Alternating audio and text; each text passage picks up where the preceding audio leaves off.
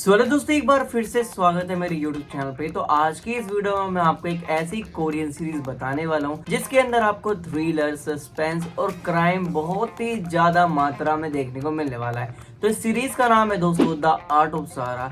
मैं Netflix scroll कर रहा था और मैं सोच रहा था कुछ कोरियन या फिर इंटरनेशनल देखने का, और मेरी नजर जाती है इस सीरीज के ऊपर जिसका नाम है द आर्ट ऑफ सारा।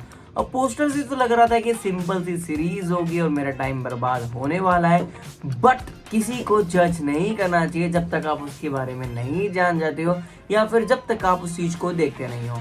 तो सेम मेरे साथ भी यही हुआ। जब मैंने ये सीरीज देखी, 8 एपिसोड की सीरीज, मैंने करीबन वही 8 घंटे के अंदर आसपास, मतलब थोड़े और कम समय में निपटा दी, क्योंकि कुछ एपिसोड इसके 45 या 48 मिनट के भी हैं। तो 8 घंटे के अंदर अंदर मैंने पूरी सीरीज निपटा दी। और जब भी मैंने सीरीज देखी यार, मतलब इस सीरीज के थ्रू ना आपको रियलिटी देखने को मिलने वाली है। रियलिटी कैसी? जैसे आप लोगों ने देखा होगा जो अमीर लोग होते हैं, रिच लोग होते हैं, वो कैसे दिखावा करते हैं चीज़ों का। लग्जरी कार खरीद लेना, लग्जरी बैग खरीद लेना। और ये जो पीछे रखा बैग है ना, ये ज़्यादा लग्जरी नहीं है। ये कितने का होगा? मात्र 900 रुपये वाला बैग है। लेकिन इस सीरीज के अंदर जो लग्जरी बैग्स दिखा रखा है, या फिर जो रिच औरतें होती हैं, जो महिलाएं होती हैं, वो 25-25 लाख, 50-50 लाख, 5-5 करोड़ एक सिंपल से चमड़े वाले बैग पे इन्वेस्ट करने के लिए तैयार है। वो ऐसा क्यों करती हैं? क्योंकि इससे उनकी जो अमीरियत है, मतलब सोसाइटी में पता चले कि भाई सबसे अमीर तो मैं ही हूँ। बट होता है क्या, इस सीरीज में एंट्री होती एक छोरी की। उस छोरी का नाम है सारा किम, जिसको प्ले किया है सिन योन सन। देखो, कोरियन एक्ट्रेस है और इनके नाम थोड़े अजीब होते हैं। अगर मैं प्रोनाउंस गलत करता हूँ तो गाली मत बकना कमेंट के अंदर। तो इनकी कैरेक्टर का नाम है सारा किम, जो कि काफी ही चालाक और बहुत ही इंटेलिजेंट लड़की है। और वो करती है क्या, उसको एक अपना खुद का ब्रांड बनाना है जिसका नाम होता है बुधवा, बट जिसकी स्पेलिंग होती है BOUDIR।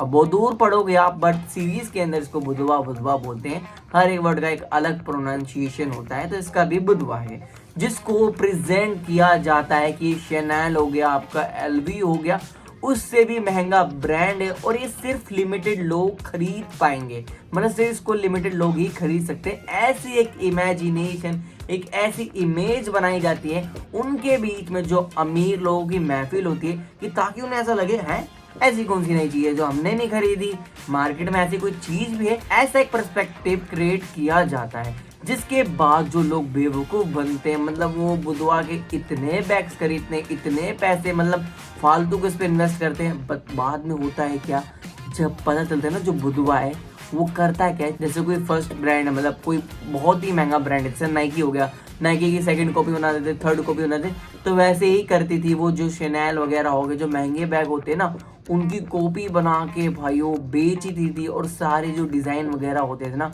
वो पहले से ही गायब कर देती थी। अब इस सीरीज के अंदर होता है क्या, स्टार्टिंग में तो एक डेड बॉडी मिलती है, जिसको मतलब पहले तो बताया जाता है कि ये सारा किम की बॉडी है, बट वो सारा किम की बॉडी नहीं होती है। इसके बाद तो जो इन्वेस्टिगेशन शुरू होती है, पुलिस वालों का भी दिमाग खराब हो जाता है कि आखिर में ये बॉडी है किसकी। और आपको इस सीरीज के अंदर ना पूरी रियलिटी दिखाई जाएगी कि जो चीज़ें आप देखते हो हकीकत में वो जरूरी नहीं है कि वो ओरिजिनल ही हो सकता है उसकी सेकंड कॉपी हो, थर्ड कॉपी हो। बस वो दिखावा करते हैं कि भैया हम तो सबसे अमीर हैं।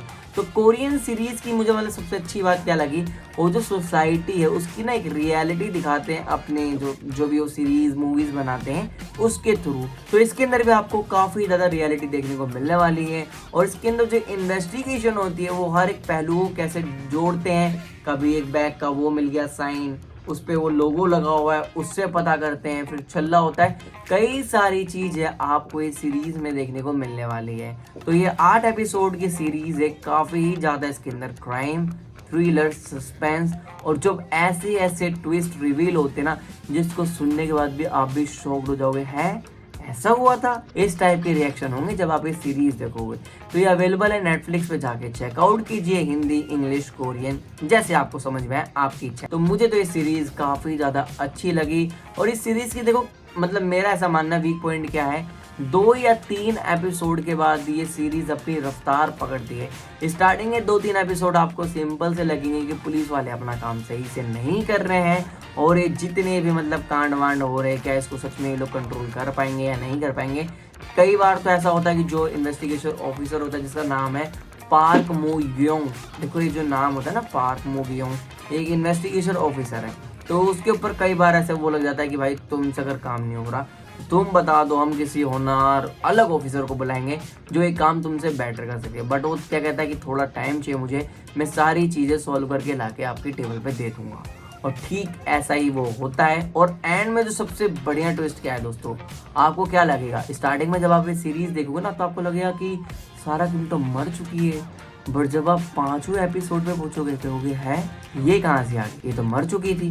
तो ये सीरीज की सबसे खासियत यही है दोस्तों, इसके अंदर आपको ट्विस्ट पे ट्विस्ट देखने को मिलने वाला है। तो बस यही थी वीडियो। अगर आपको वीडियो पसंद आए तो वीडियो को लाइक कर दीजिए, ऐसे ही रिव्यू देखने के लिए मेरे चैनल को सब्सक्राइब कर लीजिए और कमेंट करके बताइए कि आपने ये सीरीज देखी है या नहीं। अगर देख ली है तो आपको ये सीरीज कैसी लगी कमेंट करके जरूर बताना। मिलते हैं किसी नेक्स्ट वीडियो में, तब तक के लिए जय हिंद, वंदे मातरम।